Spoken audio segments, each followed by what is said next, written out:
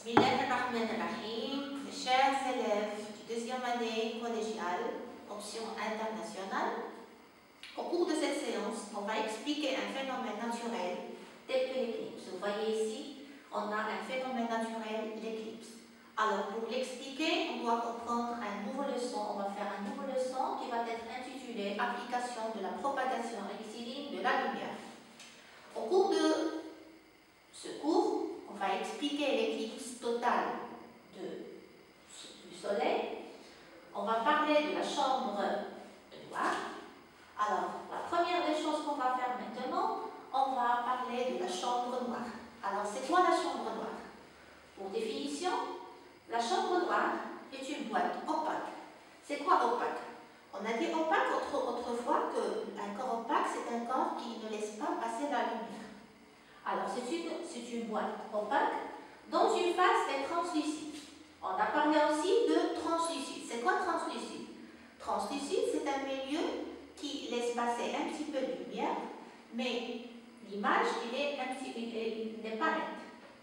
Alors, il est une face translucide, il peut être du verre dépoli ou bien du papier calque. Cette face, on va l'appeler l'écran. Et donc, la face opposée de l'écran, il va y être un diaphragme et elle est percée d'un petit trou appelé le sténopée. Alors, on va faire l'image obtenue par une chambre noire.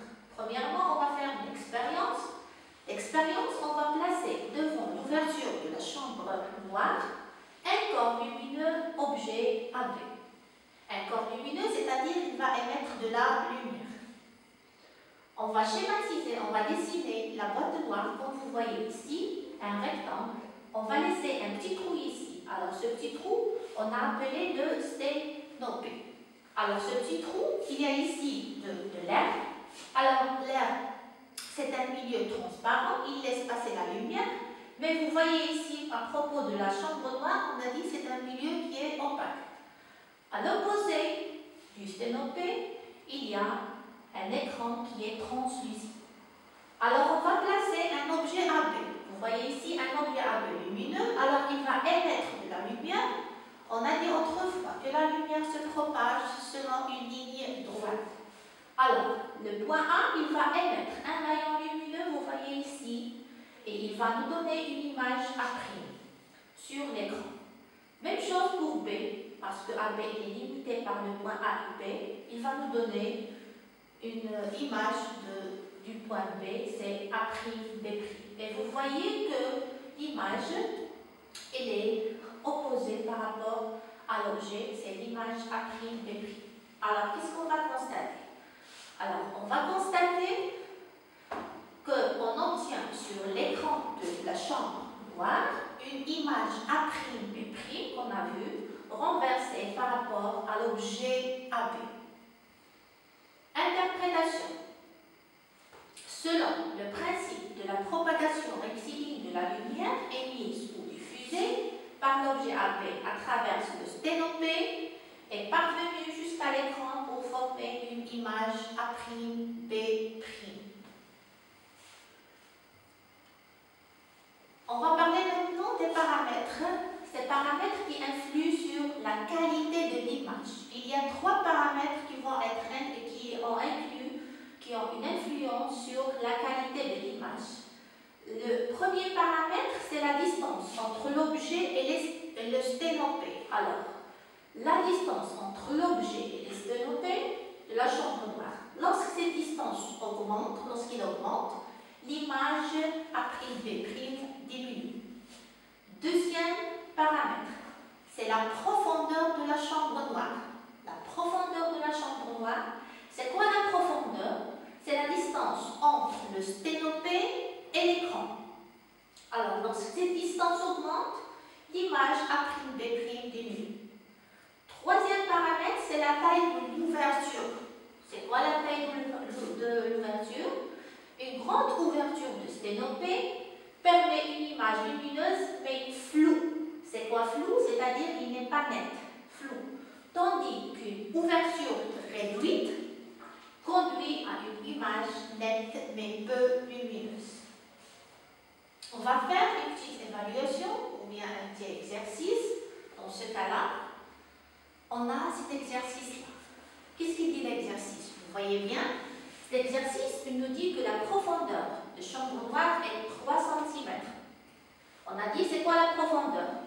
La profondeur, c'est la distance entre le sténopé et l'écran. Il y a 3 cm, un objet AB de longueur 1 cm, et se trouve à une distance 1,5 cm du sténopé. On va traiter ces 3 questions. Première question, on va trouver l'image A'B' de AB. Deuxièmement, on va comparer, on va faire une comparaison entre l'image A'B' et l'objet AB. Et troisièmement, on place AB à une distance 6 cm. On va changer l'emplacement de AB, du sténopé. On va créer l'image A'B' de l'objet AB. Alors, pour trouver l'image, regardez bien ici, pour trouver l'image, on a ici des énoncés.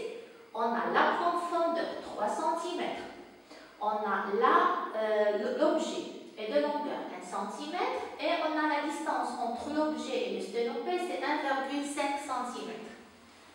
Alors, premièrement, on va dessiner la chambre noire.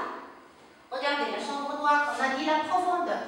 La profondeur, regardez, 1, 2, 3 cm de profondeur.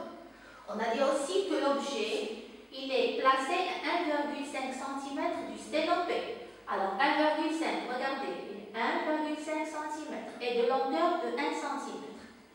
Alors maintenant, on peut trouver l'image de AB à travers cette boîte noire.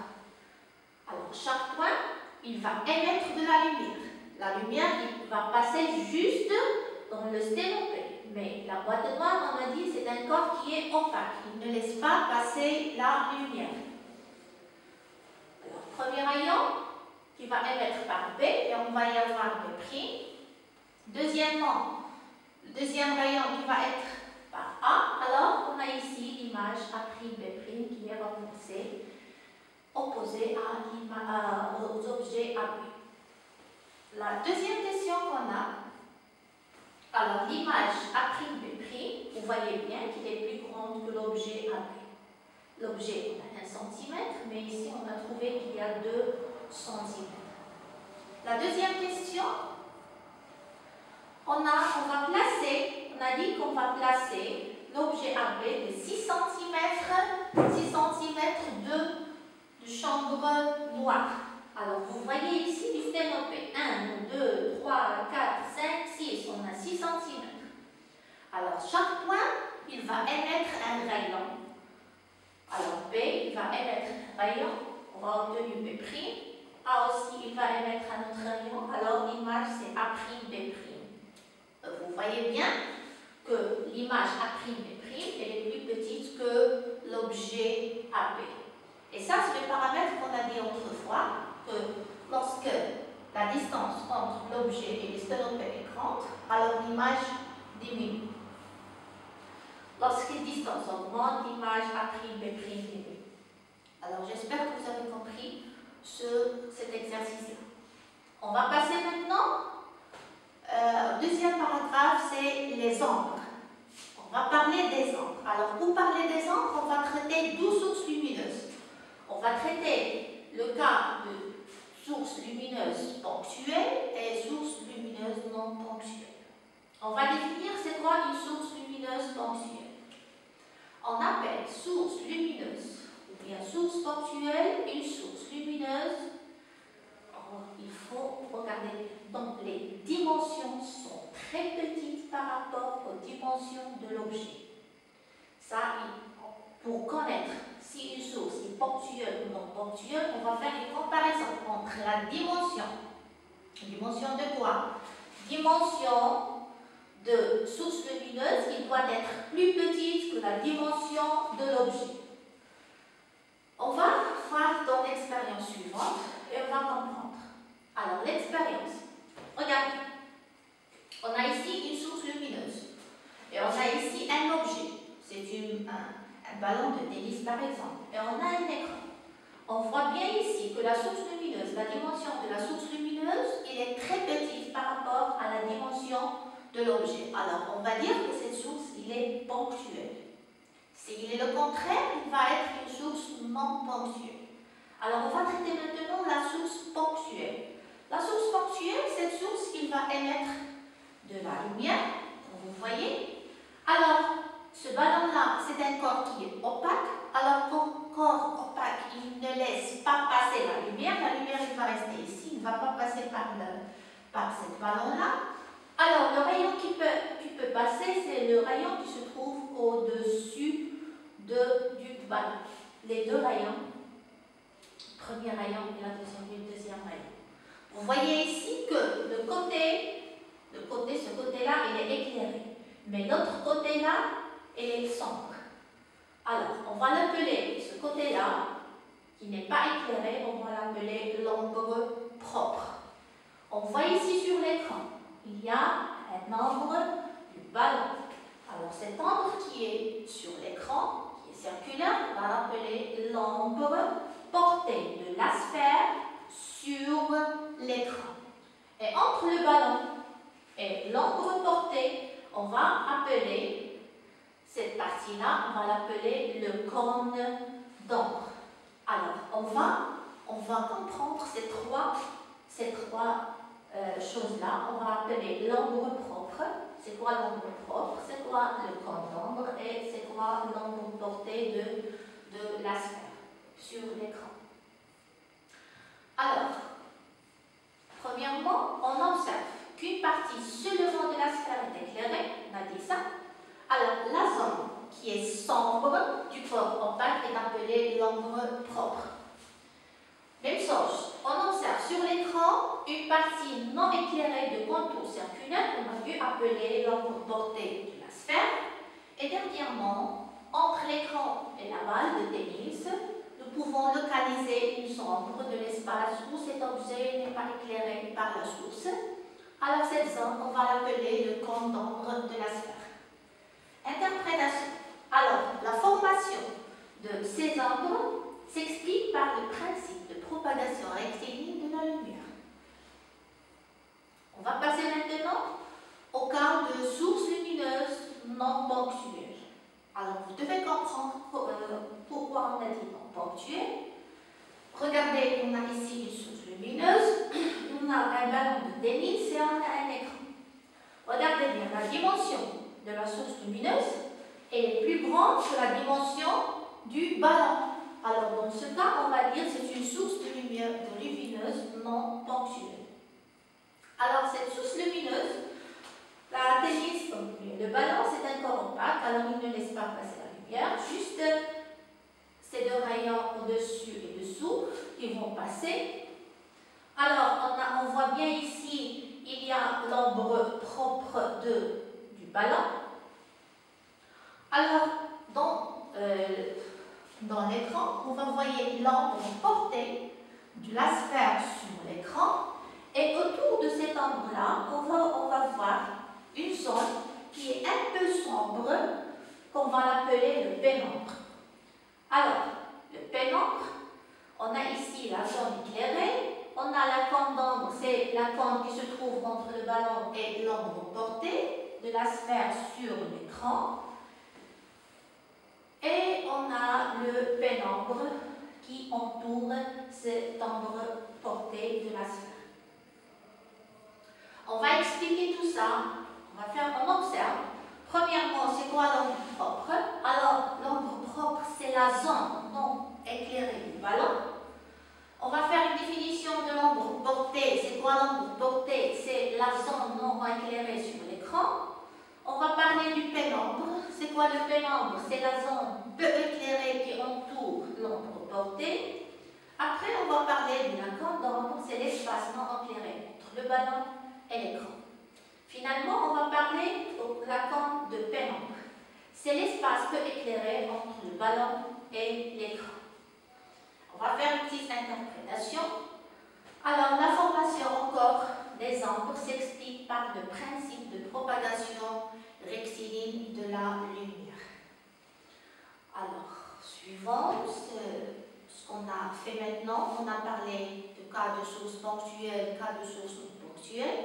Alors maintenant, on peut expliquer le cas de l'éclipse du soleil. On a dit en arabe Kusuf Shams. Regardez bien cette photo. On voit ici l'emplacement. On a ici Soleil, Lune et Terre. Dans cette photo, on a un éclipse total.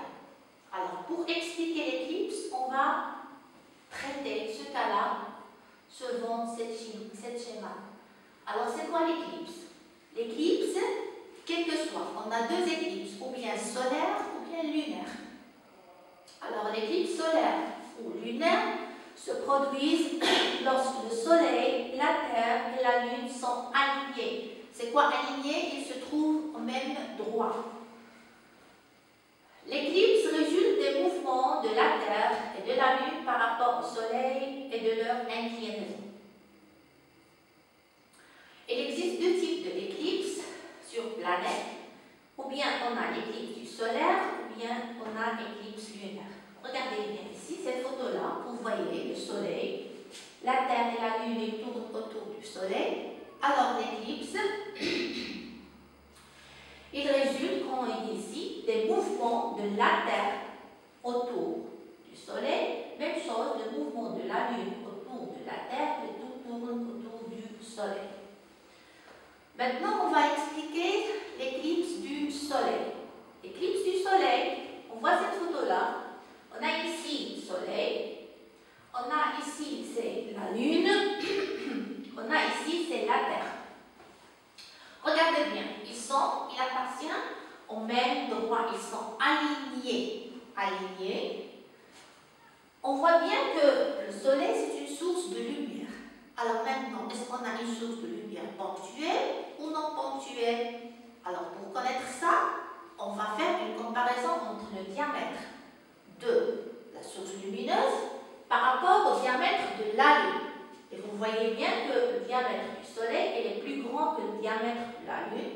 Alors on va les traiter comme une source de lumière non ponctuelle. Alors le Soleil va émettre des rayons. Les rayons qui peuvent passer, ce sont les rayons qui se trouvent au-dessus et dessous de la Lune. Vous voyez ici qu'il y a, ici on a un nombre propre de la Lune. Qu'est-ce qui va, l'écran, c'est la Terre. Alors ici, il va y avoir l'ombre portée de la Lune sur la Terre. Alors, ce qui se trouve dans cette zone-là, il va y avoir un éclipse total du Soleil, c'est-à-dire qu'il ne voit pas le Soleil. Le Soleil va être caché par la Lune. Mais les gens qui se trouvent dans la zone, cette zone de pénombre, vous voyez ici, zone de pénombre, il va y avoir une éclipse partielle. Alors, l'éclipse totale, il se produit dans l'ombre portée de la Lune sur Terre, mais l'éclipse partielle, une partie du Soleil, il va être caché par la Lune, il se trouve dans la zone de pénombre. Alors, on va expliquer ça, on va donner une explication. Alors, l'éclipse du Soleil, c'est un phénomène, on a dit c'est un phénomène naturel. Il se produit lorsque le Soleil, la Terre et la Lune seront alignés. L'éclipse totale, on a dit qu'il se trouve dans l'ombre portée de la Lune.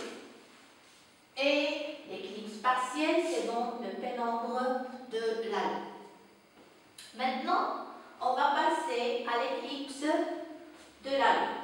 Vous voyez ici des photos qui nous montrent l'éclipse de la Lune. Alors, l'éclipse de la Lune, vous voyez bien dans cette photo qu'il y a Soleil, Terre, Lune. Vous voyez qu'il appartient au même droit. Et l'emplacement de la Terre, il est entre le Soleil et la Lune. Alors, on va expliquer ça suivant un schéma. Même chose, vous voyez, on va faire une comparaison entre le diamètre du Soleil et le diamètre de la Terre. On voit bien que le diamètre du Soleil il est plus grand que le diamètre du Terre. Alors, on va traiter ça, on va dire que le Soleil, c'est une source de lumière non ponctuelle. Alors, on a dit que ici, on voit bien que la Lune, elle se trouve dans la zone d'ombre de la Terre. Alors, ici, que la Lune, une partie se trouve dans l'ascendant et une partie se trouve dans le cône de pénombre, alors il y aura un éclipse partiel. Alors on va assimiler que lorsque la Terre se trouve entre Soleil et la Lune, il y aura un éclipse total. Maintenant, on va faire une définition de l'éclipse de la Lune. Vous voyez qu'une éclipse de la Lune, c'est lorsque la Terre et la Lune et le Soleil seront alignés, et une éclipse se produise à chaque fois que la Lune se trouve dans l'ombre de la Terre. Même chose, à propos de l'éclipse totale, il faut que la Lune se trouve dans l'ombre portée de la Terre, et pour l'éclipse partielle, il faut que la Lune se trouve dans la pénombre de la Terre. J'espère que vous avez compris cette leçon-là. On va faire maintenant une petite animation pour expliquer ce qu'on a fait en cours à propos de l'éclipse du Soleil et l'éclipse de la Lune. Vous voyez sur ce tableau ici, on voit bien qu'il y a le Soleil, la Lune et la Terre. Alors, pour expliquer l'éclipse du Soleil ou bien l'éclipse de la Lune, on a pour l'éclipse, il se fait 1 ou 2 fois par an. On voit bien ici la Lune, il tourne autour de la Terre. Si la Lune se trouve ici maintenant, il est aligné, c'est-à-dire il est entre le Soleil et la Terre. On voit ici l'ombre portée, on voit ici l'ombre portée de la Lune sur Terre. Alors, les gens qui se trouvent dans cette partie-là, il va y avoir un éclipse total du Soleil.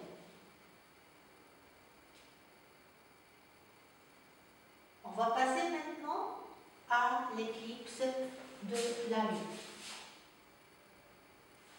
On voit bien ici, vous voyez bien, même chose, on a la Lune qui tourne autour de la Terre.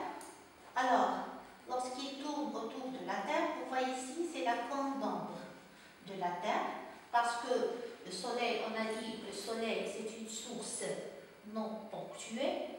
Alors, il va se propager, il va donner de la lumière. On voit ici l'ombre propre de la Terre. Alors, dans cette ombre-là, ou bien dans cette cône, lorsque la Lune entre dans la cône d'ombre, vous voyez, maintenant, on a un éclipse total de la Lune. Mais, par contre, si une partie de la Lune se trouve dans la cône d'ombre et une partie se trouve dans le côté de pénombre, on va y avoir un éclipse partiel de la Lune. Et vous voyez maintenant ici, vous voyez, ça c'est un éclipse partiel, mais lorsqu'il se trouve dans la cône d'ombre, il va y avoir un éclipse total. Et j'espère que vous avez compris l'éclipse de la Lune et l'éclipse du Soleil.